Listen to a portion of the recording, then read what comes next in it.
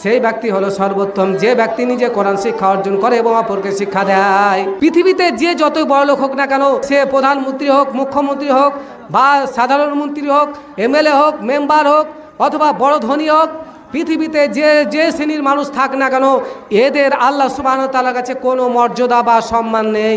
কিন্তু আল্লাহ রাসূল সাল্লাল্লাহু আলাইহি ওয়াসাল্লাম বলেন, পৃথিবীর বুকে সর্বশ্রেষ্ঠ ব্যক্তি সেই যে ব্যক্তি কোরআন নিজে শিক্ষা অর্জন করে। ভালো করে মনে রাখবেন, যে ব্যক্তি কোরআন নিজে শিক্ষা অর্জন করে এবং অপরকে শিক্ষা দেয়, সে হলো পৃথিবীর সর্বশ্রেষ্ঠ ব্যক্তি।